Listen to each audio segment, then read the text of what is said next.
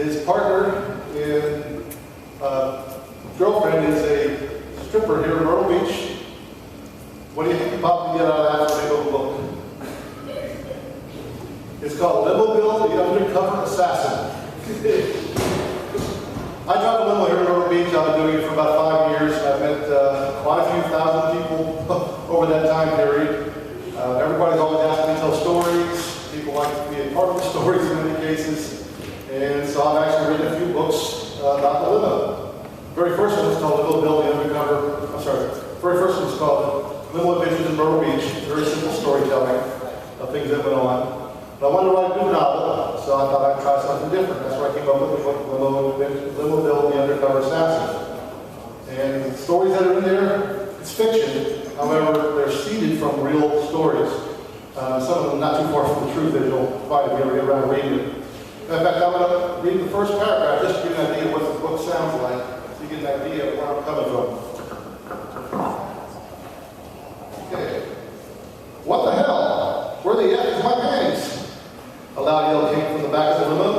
I replied sarcastically, "Don't look at me," and started to laugh at the grin on my face, knowing one of the dudes in the back had a new Myrtle Beach memento. She grilled all three and never got the answer, the truth of any of them. Just a ton of laughter and fingers pointing all around, but her panties mysteriously disappeared. Yeah, right. Even she thought it was funny as she quickly pulled up her sexy dress. That gives you an idea of how the book goes and things from there. I'll tell you a couple of the stories that have happened through the book. Well, first of all, let me talk about some of the people that I picked up. I got to say, I love picking up the bachelorette parties, because that's probably the funniest group I ever get around meeting all the time. With all that drama that goes on with the groups, they're dressed in high heels, and the ladies, whoever wears high heels, looks so sexy, but I don't know how the hell you ever do it. We'll sit here over here at Broadway, and we watch them coming out of Broadway at the end of the night, kind of the after effect. And half of them could barely even stand up in their shoes anymore. There's a lot of malfunction, so to speak. But we also bachelorettes, they have some of the most unique designs between the sashes that they wear, the stories they have on their shirts or their dresses or whatever. And the brides, you can't miss them, they're a bullseye for every guy who wants to try and ruin that person's upcoming wedding. They have penises on penis straws they're drinking from, they have penises attached to their dresses. We actually saw one person come down here in Myrtle Beach, right outside the door here, and they had a huge penis condom over their entire body as they walked down there and paraded with everybody. So a lot of funny stuff happens here in Myrtle Beach. One of the stories that I'll tell you about was one of the bachelorette groups that I had. I was bringing home in a limo. They were all pretty toasted, needless to say. And this woman just have you ever been in a limo and notice the window that's up front that they separate the driver from the rest of the crazies? Well, she climbed through that window.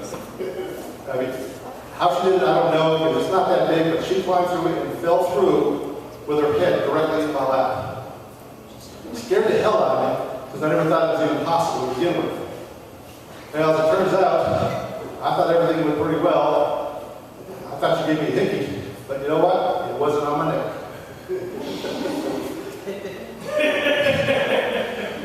We've had a couple other instances of doing some pretty crazy things around here. There was one day we were sitting out here waiting for our groups to come out over here at Broadway. And there was this guy in this pure redneck in one of those trucks that had wheels that were taller than I was practically. I mean, he was way the heck up there. And he's hit his train horn, so to speak, and blasted at everybody just to annoy them all. And a car pulled up behind him. It was just a simple little gray car called the Crown Vic, you can imagine. He pulls up behind him and he's waiting for this guy to move. And he just sitting there, he wouldn't move for nothing. So the guy in the back starts beeping the horn, he's hitting real hard, and the guy in the truck just started to get agitated. So the other guy beeped again, a couple more times, got more agitated. Bobby, he beat the real loud and had his hand on it, and the guy decided to be an asshole and backed up right into the police car. Immediately, the blue lights went on. If you could have seen the look on that guy's face, it was amazing. Well, needless to say, when the cop got out, went up to the guy, and saw what had happened to his car, because literally his bumper was almost in his windshield. It was so high up in the air. The guy was arrested right at the spot. and taken in for hitting the police officer's car. That's another example of what you see down here in Myrtle Beach. And there's one other thing that I had happen to me when I was out driving one night. I was coming down 31, it was getting kind of late, and I'm flying down trying to get back to Broadway to pick up the next group that I had in line.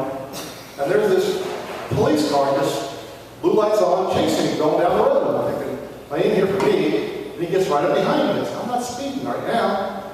So I figured, uh-oh. I took a look at it, I saw the state trooper. I said, uh-oh, I better keep moving. So I hit the gas, next thing going 80, going 90, he's keeping right up with me, going 100, 110. And that limo was really cooking that night.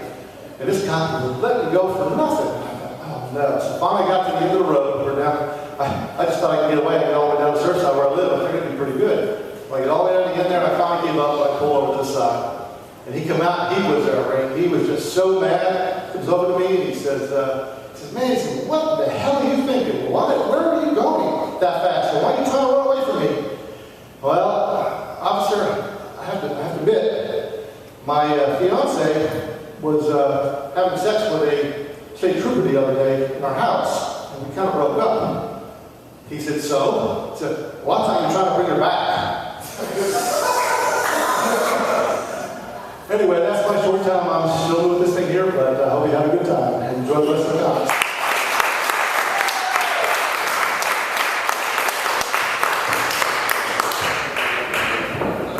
Give it up for Limo Bill!